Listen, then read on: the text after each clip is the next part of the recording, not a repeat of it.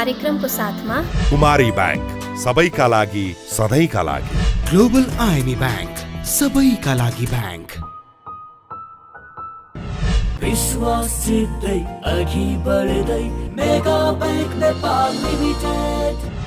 Lakshmi bank लक्ष्य छ, Lakshmi bank छ। साङ्ग्रिला डेभलपमेन्ट बैंक लिमिटेड स्थानीय विकासको आधार।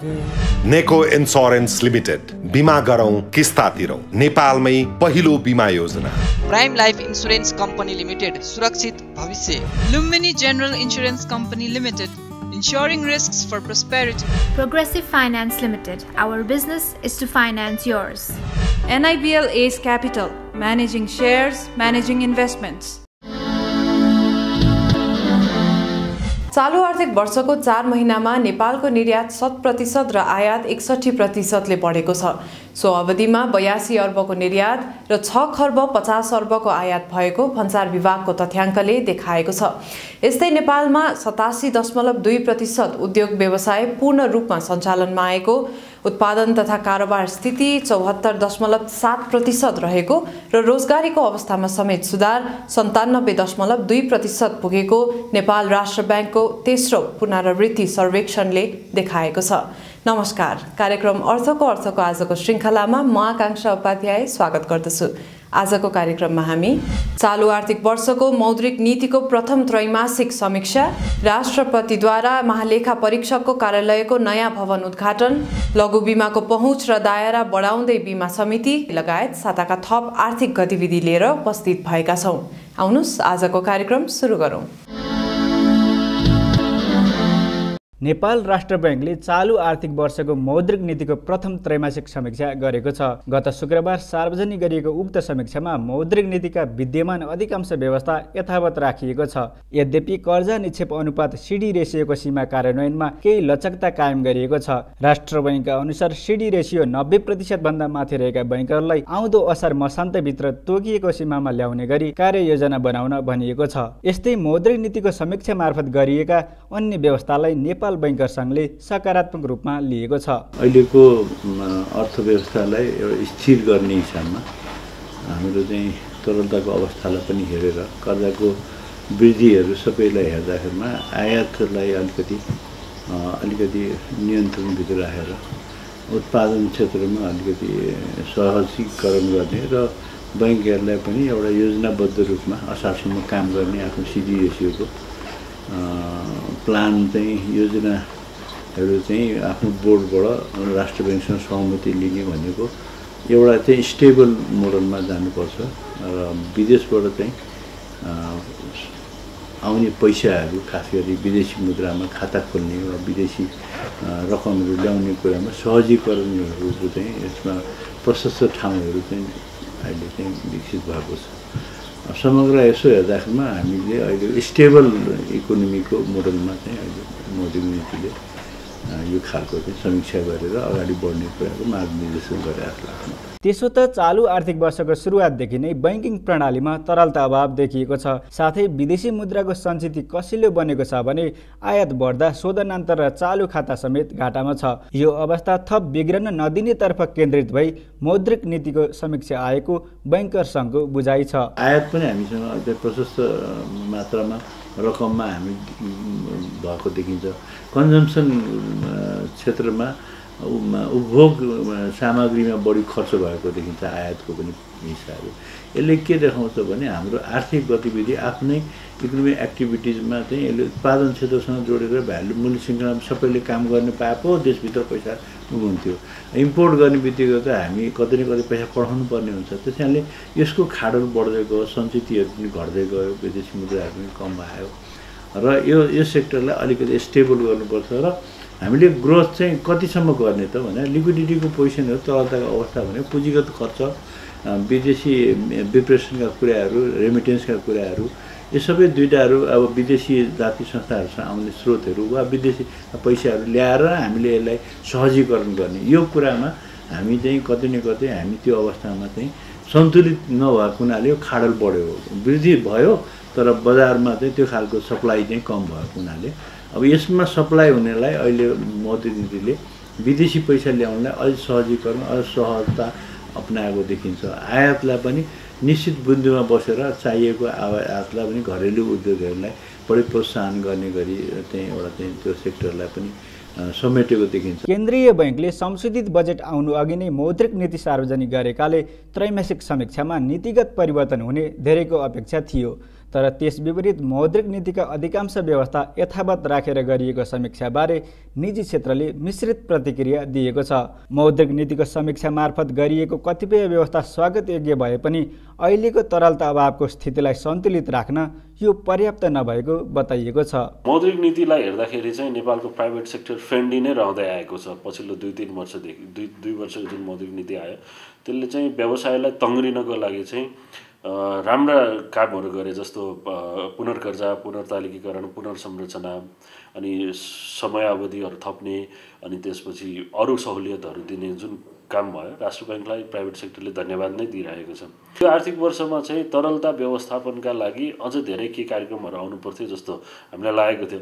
तर सबै कुराहरू त आएका छैनन्। तर केही अप्रत्यक्ष रूपमा केही जस्तो कृषि लगायत केही उद्यमीहरूले विदेशबाट ऋण लिन पाउने, बैंकहरूले ऋण लिन पाउने सुविधाहरूको बारेमा कुरा गरिएको छ।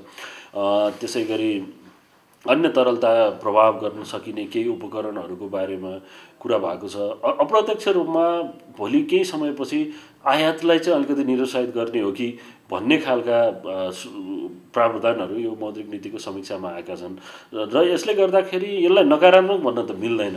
तर के हो भने यसले अझै तरलता व्यवस्थापन भनौँ न, ब्याङ्किङ सेक्टरमा तरलता व्यवस्थापनको लागि जुन सीसीडी रेसियोमा अलिकति छुट अलिकति सहुलियत समय बढाइएको छ र यतिले मात्रै पुग्दैन थियो र अझै केही नयाँ खालका उपकरणहरू, नयाँ खालका विधिहरू ल्याएर बजारमा तरलता व्यवस्थापनलाई सहज हुने खालको वातावरण बनाइदिएको भए अझ बेस हुन्थ्यो। यस्तै पछिल्लो समय अन्तर्राष्ट्रिय बजारमा पेट्रोलियम पदार्थको मूल्य वृद्धिले नेपालको मुद्रास्फीति बढ्ने आकलन गरिएको छ। यस्तै बैंक तथा वित्तीय संस्थाको निक्षेप परिचालनको तुलनामा कर्जा विस्तार अधिक रहेकाले तरलतामा चाप पर्ने स्थिति देखिएको मौद्रिक नीतिको समीक्षामा उल्लेख छ। भर्खरै प्रस्तुत गर्यौं मौद्रिक नीति सम्बन्धी सामग्री। अबको पालो ब्रेक।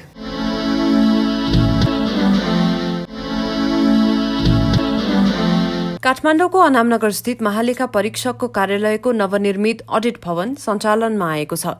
कार्यालयको उक्त भवनको बिहिबार राष्ट्रपति विद्यादेवी भण्डारीले उद्घाटन गर्नुभएको हो। उद्घाटन कार्यक्रमलाई सम्बोधन गर्दै राष्ट्रपति विद्यादेवी भण्डारीले नागरिकका सेवाका लागि स्थापना भएका सरकारी निकायमा आर्थिक अनुशासनमा कमी हुन थालेको प्रति चिन्ता व्यक्त गर्नुभएको छ। आर्थिक अनुशासन पालना गर्ने महत्वपूर्ण जिम्मेवारी निर्वाह गर्न संघीय सरकार, प्रदेश सरकार र स्थानीय तहको उत्तिकै भूमिका रहने उहाँले स्पष्ट पार्नुभयो। यस भवनको मूल प्रवेशद्वारबाट भित्र आउँदा मैले ठूला अक्षरहरूमा लेखिएको देखेँ, अथ अर्थानुशासनम।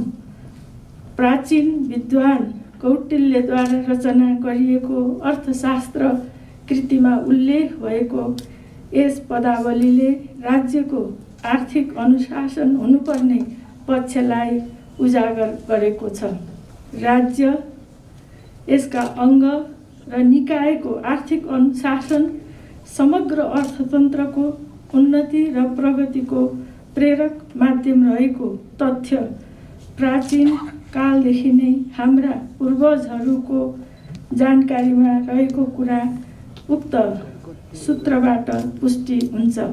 साथै नियन्त्रणको प्रयास भइरहँदा समेत प्रत्येक वर्ष बेरुजु बढ्नु चुनौतीको विषय रहेको उल्लेख गर्दै राष्ट्रपति भण्डारीले त्यसको फछ्यौट कसरी गर्ने भन्ने सवालको जवाब खोज्नुपर्नेमा जोड़ दिनुभएको छ। यसैगरी निर्यातको तुलनामा आयातको मात्रा बढ्दै गएकाले व्यापार खाता चुलिएको तथा कृषि उपजमा परनिर्भर बढ्नु चिन्ताको विषय भएको उहाँले बताउनुभयो। देशको निर्यातभन्दा आयातको मात्रा उल्लेख्य रूपमा बढ्दै जाँदा मुलुकको व्यापार घाटा आज चिन्ताजनक रूपले चुलिएको छ। यो कृषि प्रधान मुलुक भए तापनि आधारभूत कृषि उपजमै परनिर्भरता हुनु दुःखको विषय हो। यसैगरी अपार जलस्रोतको सदुपयोग गरेर विद्युतीय सवारी साधन एवं विद्युतीय औजार प्रयोग हुन नसक्दा ठुलो परिमाणमा जैविक इन्धन आयात गर्नु परेका कारणले समेत यो डरलाग्दो व्यापार घाटा बेहोर्न हामी बाध्य भएका छौँ। सो अवसरमा महालेखा परीक्षक टङ्कमणि शर्मा दङ्गालले भूकम्पका कारण बबरमहल स्थित मुख्य भवनमा क्षति पुग्दा काम गर्ने वातावरणमा असर परेको भन्दै नयाँ भवनको निर्माणपछि कर्मचारीको मनोबल बढ्ने विश्वास व्यक्त गर्नुभयो। साथै वार्षिक रूपमा बेरोजु बढ्दै गएर 6 खर्ब 76 अर्ब पुगेको तथ्याङ्क पेश गर्दै उहाँले आर्थिक अनुशासन पालना गर्न सबैको उत्तिकै भूमिका रहने बताउनुभयो। वित्तीय सुशासन कायम गर्ने औजार लेखा परीक्षण हो। नेपालको संविधानले सबै सरकारी कार्यालयको लेखा परीक्षण महालेखा परीक्षकले नियमितता, मितिविधि, प्रभावकारिता र औचित्यका आधारमा गर्ने व्यवस्था रहेको छ। महालेखा परीक्षक 6 वर्षे कार्ययोजना र चौथो रणनीतिक कार्ययोजना कार्यान्वयनमा रहेको छ। लेखा परीक्षण ऐन 2075 ले लेखा परीक्षणका नीतिगत र सैद्धान्तिक विषयहरू व्यवस्था गरेको छ। त्यस्तै लेखा परीक्षण सेवा गठन श्रेणी विभाजन नियम 2077 स्वीकृत भई कार्यान्वयनमा आएको छ। महालेखा परीक्षक कार्यालयको कार्य सम्पादनको स्तर उत्कृष्ट रहेको छ। नेपालको महालेखा परीक्षकको कार्यालयको कार्य सम्पादन मूल्याङ्कनको लागि थाइल्यान्डको महालेखा परीक्षक कार्यालयलाई जिम्मा दिएको थियो। उक्त मूल्याङ्कनमा हाम्रो कार्यालयले उत्कृष्ट अङ्क हासिल गरेको छ। यो उपलब्धि सुनाउन पाउँदा अत्यन्त सन्तोष लागेको छ, खुसी लागेको छ। आगामी दिनहरूमा समेत कार्य सम्पादनमा कुनै कमी आउन नदिने प्रतिबद्धता व्यक्त गर्न चाहन्छु। नेपाल सरकार मन्त्री परिषदबाट 643 दरबन्दी सहित हाल अर्गेनोग्राम स्वीकृत भएको छ र प्रदेश स्तरसम्म कार्यालय खोल्ने निर्णय भएकोले निकट भविष्यमा प्रादेशिक कार्यालयहरू स्थापना गरिनेछ। प्रदेश तहमा कार्यालय खोलिसकेपछि सङ्घीय, प्रदेश र स्थानीय तहको लेखा परीक्षण कार्यमा प्रभावकारिता आउनेछ भन्ने विश्वास लिएको छु। त्यस्तै सबै सरकारी कार्यालयको लेखा परीक्षणलाई थप पारदर्शी, व्यावसायिक र विश्वसनीय बनाउन कार्यालयले अहोरात्र प्रयास गरिरहेको बताइएको छ। छिट्टै सातै प्रदेशमा महालेखाको कार्यालय स्थापना गर्ने तयारी भइरहेको जानकारी दिँदै महालेखा नियन्त्रक दङ्गालले सरकारी लेखा परीक्षणलाई थप व्यवस्थित बनाउने प्रतिबद्धता व्यक्त गर्नुभएको छ। हाम्रा कर्मचारीहरूले निकायको भौतिक पूर्वाधार र वातावरणसँग आफ्नो कार्यालयको भौतिक पूर्वाधार र कार्यवातावरण तुलना गर्दा कतिपय अवस्थामा हिंताबोध भई कार्यक्षमतामा समेत कमी आएको छ। यो भवन निर्माण भएपछि आजैदेखि यहाँका सबै कर्मचारीको शिर र मनोबल उच्च भएको छ, खिन्नता हटेको छ, प्रसन्नता र प्रफुल्लता बढेको छ। यस्तो दयनीय अवस्थाबाट गुज्रेको हाम्रो कार्यालय परिवारलाई आज निर्माण सम्पन्न भई जुन भवन प्राप्त भएको छ, यसलाई हामीले ठुलो उपहारको रूपमा लिएका छौँ। यस कार्यालयका कर्मचारीलाई यो ठुलो उत्प्रेरणाको स्रोत हुनेछ र बनेको छ। अब कार्यालयका सबै कर्मचारीले निर्धारित रूपमा पूर्ण क्षमता प्रयोग गरी कार्य सम्पादन गर्ने विश्वास दिलाउन चाहन्छु। यसै महिनादेखि म्यानुअलको सट्टा विद्युतीय माध्यमबाट लेखा परीक्षण गरिने प्रणाली विकास गरी कार्यान्वयन गर्न समेत सुरुवात गरिएको छ। फलस्वरूप नेपालको सरकारी लेखा परीक्षण अन्तर्राष्ट्रिय स्तरको रहेको बेहोरा यस समारोहमा जाहेर गर्न पाउँदा महालेखा परीक्षक कार्यालय परिवारले गौरवको अनुभूति गरेको छ। यसैगरी कार्यालयले नागरिक लेखा परीक्षण मोबाइल एप्लिकेसन तयार गरी लेखा परीक्षणमा नागरिकको सहभागिता मार्फत प्रमाण सङ्कलन गर्ने व्यवस्था मिलाएको बेहोरा समेत अवगत गराउन चाहन्छु। लेखा परीक्षणमा नयाँ प्रविधिसँगै चुनौतीहरू समेत थपिएका छन्। सूचना प्रविधिको विकाससँगै दूर लेखा परीक्षण, रिमोट अडिटिङ, अदृश्य लेखा परीक्षण, फेसलेस अडिटिङ गर्नुपर्ने आवश्यकता एकातिर छ भने अर्कोतर्फ कृत्रिम बौद्धिकता आर्टिफिसियल इन्टेलिजेन्सको प्रयोगबाट मानव जनशक्तिको सट्टा मेसिनको प्रयोग गरी सरल र सहज एवं मितव्ययी तरिकाले लेखा परीक्षण गर्ने अवसरलाई समेत उपयोग गर्नुपर्ने अवस्था छ। उक्त अवसरमा कार्यालयबाट यस वर्षदेखि विद्युतीय माध्यमबाट लेखा परीक्षण कार्य गर्न प्रयोगमा ल्याइएको नेपाल लेखा परीक्षण व्यवस्थापन प्रणालीको शुभारम्भ भएको जानकारी गराइएको छ। साथै भवन निर्माणमा संलग्न शहरी विकास मन्त्रालय, शहरी विकास तथा भवन निर्माण विभाग, निर्माण व्यवसाय लगायतलाई धन्यवाद व्यक्त गरिएको छ। हाम्रो विकास निर्माणका कामहरू र परियोजनामा समयमै सम्पन्न नहुने आम परिपाटी बनेको छ। अधिकांश परियोजनाहरू समयमा सम्पन्न हुँदैनन् र कतिपय त कहिले पनि सम्पादन हुँदैन भन्ने आम बुझाइरहेको छ। यो भवन पनि मूलतः कोभिड-19 को कारणले केही ढिलो भएको मात्र हो। यो भवनको शिलान्यासको लागि मैले राष्ट्रपति कार्यालयमा पहल गर्दा राष्ट्रपति कार्यालयमा सबैतिरबाट शिलान्यासको लागि आग्रह गरिने तर कार्य सम्पन्न भएर उद्घाटन नहुने समस्या रहेको गुनासो रहेको थियो। त्यस बखत म स्वयंले सम्माननीय राष्ट्रपतिज्यूलाई भेटी निर्माण सम्पन्न गराउने विश्वसतासहितको प्रतिबद्धता व्यक्त गरेपछि सम्माननीयज्यूबाट यो भवनको शिलान्यास भएको हो। उद्घाटन समारोहमा उपमहालेखा परीक्षक डोटेलले लेखा परीक्षणको गुणस्तर सुधार एवं सूचना प्रविधिको प्रयोग गरी अन्तर्राष्ट्रिय स्तरको बनाउने प्रयास भइरहेको बताउनु भएको थियो।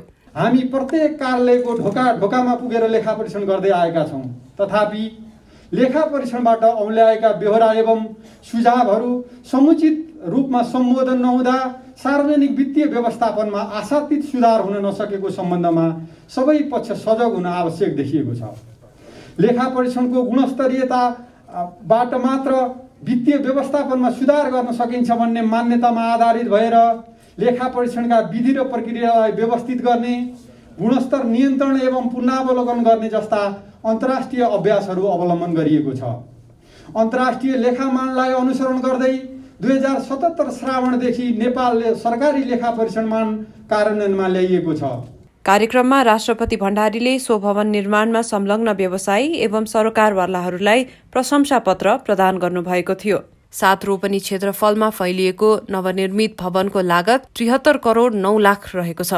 भवनमा बेसमेन्ट सहित 10 तल्ला छन् भने अन्डरग्राउन्ड 2 तल्लाको छ, जसलाई पार्किङका लागि प्रयोग गरिनेछ। भवनमा 200 जना अट्ने क्षमताको सभाकक्ष छ भने खुल्ला कार्यकक्षको अवधारणा अवलम्बन गरिएको छ।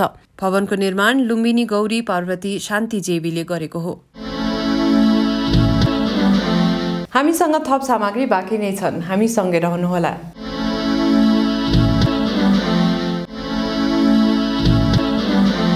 संयुक्त राष्ट्रसङ्घको महासभाले नेपाललाई विकासशील मुलुकको सूचीमा स्तरोन्नति गर्ने सम्बन्धी प्रस्ताव अनुमोदन गरेको छ।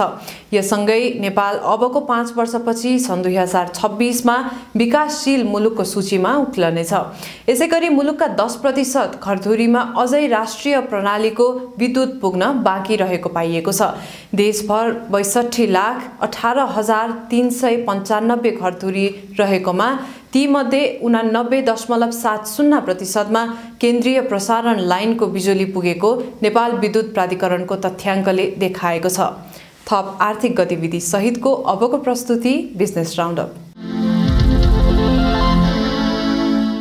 नेपालको विद्युत प्रसारण तथा वितरण प्रणाली आधुनिकीकरणका लागि एसियाली विकास बैंक एडीबीले 7 अर्ब 8 करोड रुपैयाँ बराबर सहुलियतपूर्ण ऋण उपलब्ध गराउने भएको छ। सो सम्बन्धी सम्झौता पत्रमा शुक्रबार अर्थ सचिव मधुकुमार मरासिनी र एसियाली विकास बैंकका देशीय निर्देशक आर्नोल्ड कोसोले हस्ताक्षर गरेका छन्। यसैगरी उक्त सहायता परिचालन हुने परियोजनाको सम्झौतामा नेपाल विद्युत प्राधिकरणका प्रमुख कार्यकारी निर्देशक कुलमान घिसिङ र एडीबीका देशीय निर्देशक कोसोले हस्ताक्षर गरेका छन्। एडीबीको उक्त ऋण सहायताले नेपालको विद्युत प्रसारण तथा वितरण प्रणाली थप व्यवस्थित र सुदृढ बनाउन टेवा पुग्ने बताइएको छ।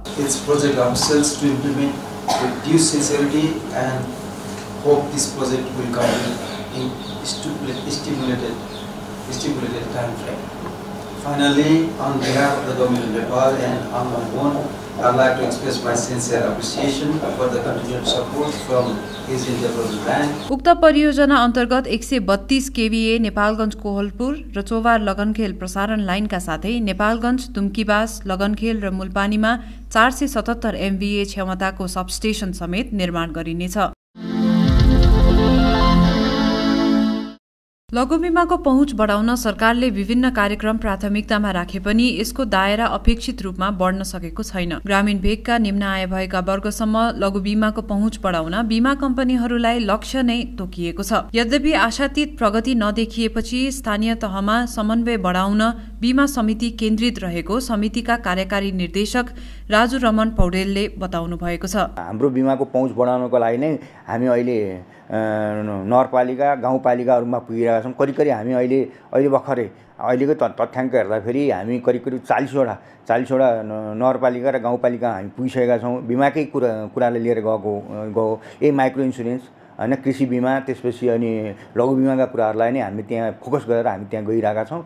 अब सायद मेरो हिसाबमा हामी यो वर्षमा हामी त्यही लघु बिमालाई नै अगाडि बढाउनको लागि नै हामी करिब 100वटा नगरपालिकाहरूमा हामी पुग्छौँ। साथै कृषि तथा पशुपक्षी बीमामा देखिएको समस्या समाधान गर्न कम्पनीहरूलाई अनिवार्य 10% लघु बीमा गर्न अर्थ मन्त्रालयले समेत निर्देशन दिइसकेको छ। यस्ता कम्पनीले ग्रामीण स्तरमा शाखा उपशाखा खोलेर लघु बीमाका कार्यक्रम सञ्चालन गर्ने र यसले समग्रमा बीमाको पहुँच बढ्ने अपेक्षा समितिको छ। बीमा समितिले चाहिँ लघु बीमालाई अथवा कृषि बीमालाई नै अगाडि बढाउनको लागि तत्कालीन अवस्थामा नै सबै बीमा कम्पनीहरूलाई चाहिँ जिल्ला 75 जिल्ला तोकिसकेको छ। त्यो जिल्लामा उनीहरूले शाखा उपशाखा कृषिका शाखा उपशाखा खोल्नै पर्छ, त्यो अनिवार्य भनेको छ। र त्यहाँ बिमा उनीहरूले त्यो आफूलाई जुन छनौट भएको जिल्ला छ त्यसमा अनिवार्य रूपमा बिमा गर्नै पर्छ। तल्लो यो निम्न आय भएका वर्गहरू अथवा कृषिको भयोस् अथवा त्यहाँ सानतिना यो घरहरूको भयोस्, उसले पालेका गाईबस्तुहरूको भयोस् अथवा उनीहरूले लगाएको कृषिको जुन कृषि जुन करेसाबारीमा जुन कृषि लगाउँछ त्यो कृषिहरूको भयो, यो बिमा अनिवार्य उनीहरूले गर्नै पर्छ उनीहरूले तोकिएको जिल्लामा। अब त्यहाँ हामीले त्यसरी त्यो निर्देश गरिसकेका छौँ। हाम्रा बिमा कम्पनीहरूले त्यति तलसम्म जान नसकेका कारण अब अलिकति बिमा समितिको पनि प्रचार प्रसारमा अलिकति कमै होला। तर पनि अब हामी त्यही प्रचार प्रसारको कमी हुन्छ र प्रवर्धनलाई कम छ भनेर हामी पालिकामा गएका हौँ। हामीले बिमा कम्पनीलाई निर्देश गरिसकेका छौँ। उनीहरू पनि जिल्ला ठाउँ ठाउँमा जान्छन् र आफ्ना शाखा उपशाखाहरू खोल्छन् र त्यहाँ चाहिँ बिमाको पहुँचलाई चाहिँ विस्तार गर्छन्। हाल नेपालमा करिब 27% जनतामा बीमाको पहुँच रहेको छ। सरकारले चालु आर्थिक वर्षको बजेट मार्फत यसलाई 33.33% पुर्याउने लक्ष्य लिएको छ। चालु आर्थिक वर्षको पहिलो त्रैमासमा लघु बीमा मार्फत 6008 वटा बीमा लेख जारी भएको र 60 करोड रुपैयाँ प्रिमियम संकलन भएको समितिको तथ्याङ्क छ। लघु बीमामा सरकारले बजेट मार्फत नै विभिन्न अनुदान तथा सहुलियतको व्यवस्था गरेकोले यसको दायरा बढ्ने बताइएको छ। नेपाल सरकारले यो कृषि बीमामा दिएको जुन छुट छ, बीमा शुल्कमा छुट छ, त्यो चाहिँ अघिल्लो बजेट भाषणमा के थियो भने 50% भएर आएको थियो। त्यो 50%लाई अहिले प्रतिस्थापित बजेटले 80% बनाइदिएको छ, बीमा शुल्कमा छुट बनाइदिएको छ जुन।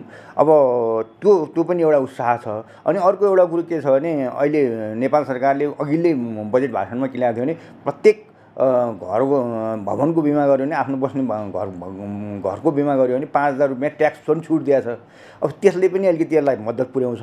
बीमा समितिले लघु बीमा निर्देशिका 2071 प्रचलनमा ल्याएपछि लघु बीमाको औपचारिक रूपमा सुरुवात भएको हो। उक्त निर्देशिका अन्तर्गत जीवन र निर्जीवन लघु बीमा गरी विभिन्न बीमा लेख जारी भई बीमा कम्पनी मार्फत कार्यान्वयनमा ल्याइएको छ। नबिल ब्याङ्कले सामाजिक उद्यमशीलता विकासका लागि नबिल सामाजिक उद्यमशीलता कार्यक्रम Nabil school of social entrepreneurship Nabil SSE सुरु गरेको छ। समाजमा उद्यमशीलताको माध्यमबाट सामाजिक समस्याको दीर्घकालीन समाधान गर्ने सोचमा आधारित उद्यमलाई प्रवर्धन गर्दै आर्थिक सामाजिक रूपान्तरणलाई बढावा दिन यो कार्यक्रम सुरु गरिएको ब्याङ्कले बताएको छ। Nabil school of social entrepreneurship हो, त्यो सस्टेनेबल ब्याङ्किङलाई अझ सपोर्ट गर्नको लागि चाहिँ यो हामीले इनिसिएटिभ लिइराखेको छौँ र त्यो सस्टेनेबल ब्याङ्किङ चाहिँ धेरै वाइडर छ। क्लाइमेट चेन्जदेखि लिएर यो ग्रासरुट लेभलका मान्छेहरूको लाइभलीहुडलाई बढाएर देशमा समृद्धि ल्याउने चाहिँ हाम्रो चाहिँ आकाङ्क्षा हो र त्यो मुभमेन्टमा हामी अगाडि बढेका छौँ। There is no looking back. अघि मैले अनिललाई भनिरहेको थिएँ, आज हामी जे गरिरहेको छौँ there is no looking back. र आज मलाई खुसी लागेको छ नेपालको लार्जेस्ट र बिगेस्ट मोस्ट रेपुटेड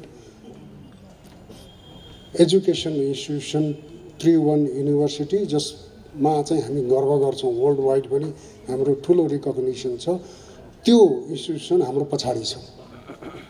र यसमा चाहिँ यो हामीले जुन इनिसिएटिभ लिइराखेको छौँ भोलि एन्टरप्रेन्योरहरू जेनेरेट गर्ने नेपालमा, मैले अघि भने यसरी हामी जागिर मेन्टालिटी होइन, हामी एन्टरप्रेन्योर बन्ने, हामीले गुड्स एन्ड सर्भिसेस प्रोडक्सन गरेर नेपालको निड आज हेर्ने हो भने हाम्रो फरेन ट्रेडको 97% इम्पोर्ट छ, 3% हाम्रो चाहिँ एक्सपोर्ट छ भनेपछि यो import substitution is something which is going to be crucial for the development of this country. यसका लागि आवश्यक सिप तथा वित्तीय सहयोग उपलब्ध गराई सामाजिक उद्यमको प्रवर्धन गर्ने उद्देश्यले नबिल SSE ले हाललाई सामाजिक उद्यमशीलतामा प्रमाणपत्र कार्यक्रम र फेलोशिप कार्यक्रम गरी 2 किसिमका कार्यक्रम तय गरेको छ।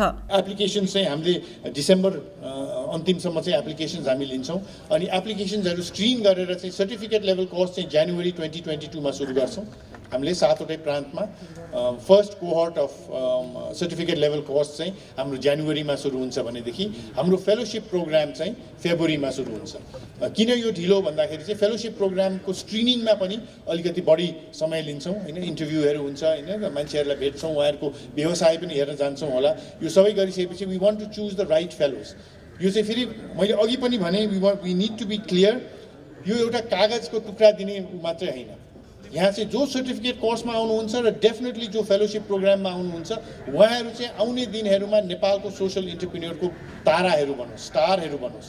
यो हाम्रो गन्तव्य हो र हाम्रो मापदण्ड, हामी यो सक्सेस भयौँ कि भएनौँ भन्ने मापदण्ड पनि कहाँबाट हुन्छ भनेदेखि हाम्रो फेलोज र सर्टिफिकेट कोर्स गर्ने मान्छेहरूले चाहिँ कतिजनाले सोसल एन्टरप्राइजहरू चलाइराख्नु भएको छ, कतिजना सक्षम भएर अगाडि बढिराख्नु भएको छ भनेर। त्यही भएर हामी पाउँछौँ धेरैजना सोसल कार्यमा लागिराख्नु भएको छ। सोसल एन्टरप्राइज भनेको प्लास्टिक ब्यागको सट्टामा म अब क्लथ ब्यागहरू म्यानुफ्याक्चर गर्छु भन्ने हुन्छ होला, अनि त्यस्तो के होला होइन, अब रियुजेबल सेनिटरी प्याडहरू म्यानुफ्याक्चर गर्छु भन्ने होला, गरिराख्नु भएको होला। त्यसलाई नेसनल स्केलमा कसरी लिएर जाने भन्नु होला। यो सबै गर्नलाई चाहिँ हामी सुरु गर्छौँ हाम्रो सोसल स्कुल अफ एन्टरप्रेन्योरसिपबाट, नाबिल स्कुल अफ सोसल एन्टरप्रेन्योरसिपबाट। So first cohort of certificate course will be in January 2022. The first cohort of fellowship program will start in February of 2022. सुरुवाती चरणमा सामाजिक उद्यमशीलतामा प्रमाणपत्र कार्यक्रमलाई कार्यान्वयनमा ल्याउन ब्याङ्कले 7 प्रदेशका विभिन्न स्कुल, कलेज तथा विश्वविद्यालयसँग सम्झौता गरेको छ। यो कार्यक्रमले 7 प्रदेशलाई समेट्ने गरी प्रत्येक प्रदेशमा एउटा विश्वविद्यालय वा कलेजसँग सहकार्य गरी वार्षिक 700 विद्यार्थीलाई सामाजिक उद्यमी बन्ने अवसर सृजना गर्ने बताइएको छ। यी थिए आजका प्रस्तुतिहरू। थप आर्थिक गतिविधिका लागि हाम्रो अफिसियल वेबसाइट www.arthokartho.com लगइन गर्न सक्नुहुनेछ। आजको निर्धारित समय सकिएको छ। म लगायत सम्पूर्ण युनिटलाई बिदा दिनुहोस्। नमस्कार।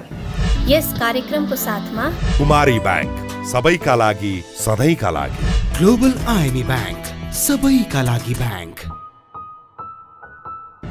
विश्वासितै अघि बढ्दै mega bank Nepal limited. Lakshmi bank, लक्ष्य छ, लक्ष्मी बैंक छ। साङ्ग्रिला डेभलपमेन्ट बैंक लिमिटेड, स्थानीय विकासको आधार। नेको इन्स्योरेन्स लिमिटेड, बिमा गरौँ किस्ता तिरौँ, नेपालमै पहिलो बिमा योजना। Prime life insurance company limited, सुरक्षित भविष्य। Lumini General Insurance Company Limited, ensuring risks for prosperity. Progressive Finance Limited, our business is to finance yours. NIBL Ace Capital, managing shares, managing investments.